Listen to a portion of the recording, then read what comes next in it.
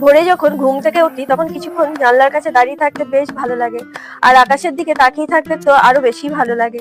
তো নমস্কার বন্ধুরা, আমি শ্রাবণী আবার চলে এসেছি আমার একটা ছোট্ট ভিডিও নিয়ে। আর সংসারের সমস্ত বাসি কাজ সেরে আগে স্নান করে নিয়ে তারপর পুজোটা করে নিই। আর পুজোটা করে নেওয়ার পর তারপর রান্নাঘরে ঢুকি। আর সকালে উঠে আগে পুজোটা করে নিলে মনেও যেন একটা আলাদা শান্তির অনুভূতি হয়। তো তারপর রান্নাঘরে যাবতীয় কাজকর্ম তো সারাদিন পড়েই আছে, সেগুলো তো করতেই হবে। আর নিজের সংসার সমস্ত কাজ তো নিজেকেই করতে হবে, তাই না? আর দেখবেন মনে একটা আলাদা শান্তি থাকলে কিন্তু সারাদিনে যত কাজই করেন মনের সেই ক্লান্তিটা কিন্তু একদমই থাকে না।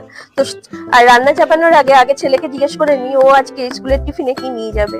তবে যেদিন যা থাকে ওকে করে দিলেও সেটাই নিয়ে যায়। তাও একবার ওকে জিজ্ঞেস করে নি ওর জন্য যে টিফিনটা আজকে করবো সেটা ওর মনের মতো হবে কিনা।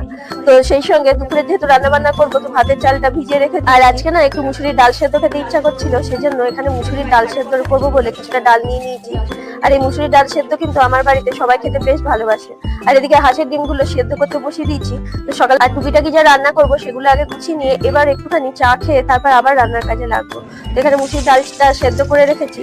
তো বেশি করে পেঁয়াজ নিয়েছি, আর এই পেঁয়াজটাকে একটু কড়কড়ে করে ভেজে মুসুরির ডালে দিয়ে ভালো করে মেখে নেবো। আর এইভাবে মুসুরির ডাল সেদ্ধ মাখা খেতে আর এদিকে বিট আর আলু ভেজে নিচ্ছি।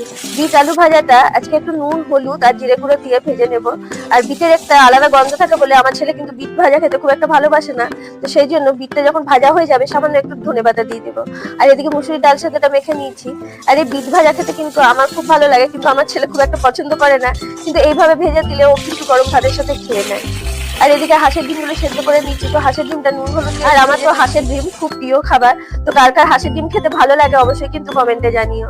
আর হাঁসের ডিমটা একটু পেঁয়াজ আদা রসুন দিয়ে কষিয়ে নিয়ে তারপর গুঁড়ো মশলা দিয়ে দিয়েছি, আর সেই সঙ্গে টমেটো দিয়ে দিয়েছি। আর হাঁসের ডিমে মশলাটাকে খুব ভালোভাবে কষিয়ে নিয়ে তারপর এখানে কিছুটা আলু সেদ্ধ করে রেখেছি, আর আলুগুলো আজকে ভেঙে ভেঙে দিয়েছি। এইভাবে রান্না আমি কিন্তু ফেসবুকের একটা ভিডিওতে রেখেছিলাম, তো ভাবলাম আজকে এইভাবে হাঁসের ডিমের ঝোল করে দেখি কেমন লাগে। তবে হাঁসের ডিমের এই ঝোলটা খেতে কিন্তু বেশ ভালো হয়েছিল। আর একটুখানি ধনেপাতা উপর থেকে দিয়ে দিয়েছি। আর আলুগুলো যখন একটু ভালোভাবে কষানো হয়ে গেছে তখন ডিমগুলো দিয়ে ঢেকে দিয়েছিলাম। তো হাঁসের ডিমটা আমার হয়ে গেছে। আর আজকে সত্যি কথা বলতে মাছ একদমই ফ্রিজে ছিল না, তো বর বাজার থেকে আসতে আসতে আমার তো রান্না করা সব কমপ্লিট হয়ে গেছে, রান্নাঘরও আমার পরিষ্কার করা হয়ে গেছে। ওই জন্য ডিমের ঝোলটাই আগে করে নিয়েছিলাম।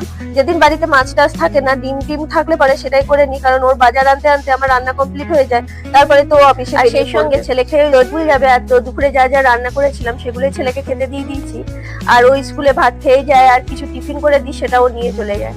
তো দুপুরে রান্না বান্না সেই জন্য আমাকে খুব সকালে উঠেই করে নিতে হয়। তো আজকে যা যা রান্না করেছিলাম সেগুলোই ছেলেকে খেতে দিয়ে দিই। আর দুপুরে রান্না বান্না হয়ে গেলে দেখবেন সংসারের অর্ধেক কাজ কিন্তু ওখানেই শেষ হয়ে যায়। তো আজকের মতো ভিডিওটা এখানেই শেষ করছি, আবার দেখা হবে নেক্সট কোনো ভিডিওতে। আর পাশে থাকার জন্য ধন্যবাদ বন্ধু।